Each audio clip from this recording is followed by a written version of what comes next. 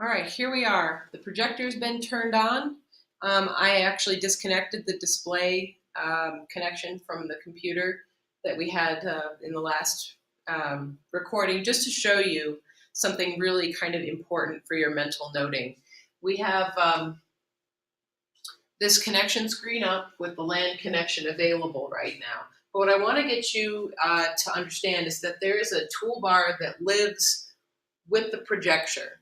So what this toolbar and this little icon right here are doing is letting me control the projector and use some of the basic tools. Like this is just a whiteboard, but it's a digital whiteboard.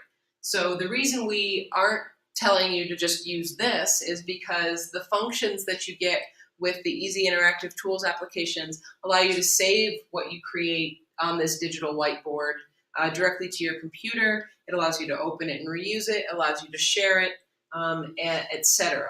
But I am going to go over these tools because there's some tools that are different than what you see in Easy Interactive Tools, and these toolbars can really throw you off when you think you're doing something and then all of a sudden you're in a different toolbar and you're driving yourself crazy. So I want you to know this exists. I'll try to keep it short.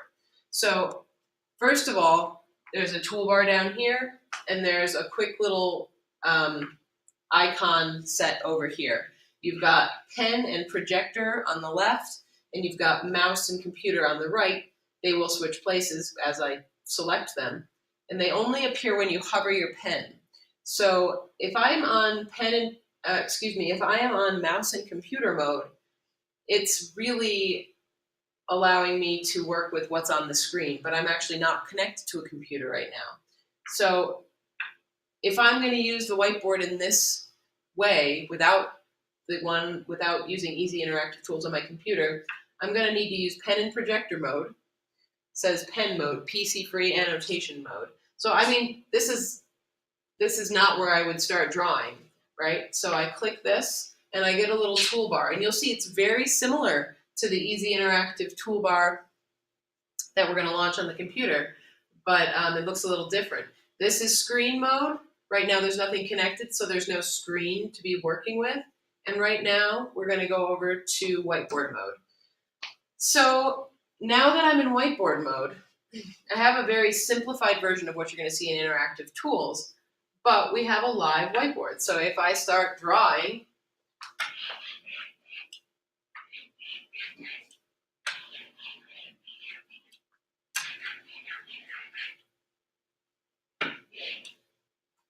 we've just got whiteboard material, right? I'm writing interactive on the whiteboard.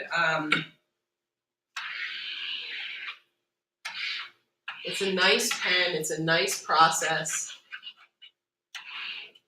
You know, we're talking about fractions, filling stuff in, life is good. But we decide, we really want to save this. We want to be able to work with what we're working on tomorrow because class just ended. Or we're going to progress from here in the lesson. This is going to be a subpar tool. So I'm going to hover one more time and just show you that this exists, mostly so that it doesn't trip you up while you're working with Easy Interactive Tools. But it has its purpose. I'm going to leave that there. I'm going to show you quickly what's on here, some of the things I find of interest. An on-screen timer.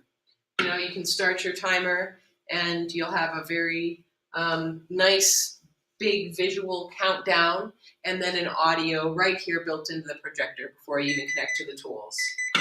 Reset that, close it out. Right here, you've got the option to switch your source, like you're going to connect to another computer via HDMI. You've got a volume control on the screen, so you don't have to go find your remote.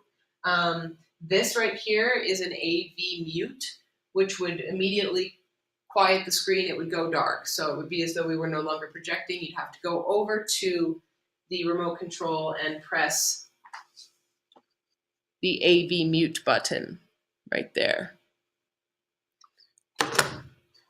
Back. Don't accidentally touch it. I almost did. These guys don't really work. They're not functions you're going to use. The USB save on this toolbar, you'd have to actually have a USB inserted into the projector to save files off of there. It's useful enough to know. And if you do want to do that for any reason, say you have a guest presenter, and you want to capture what their work looked like, that would be a case for using a USB. It gets inserted up top. Call IT beforehand and let them help you set it up, and that's where you would save. If you were connected to a printer directly, which we're not, you could print from here. And the home screen is basically the beginning connection screen. So I'm going to leave it there, and we're going to stop, and we're going to talk about the next step after you're connected.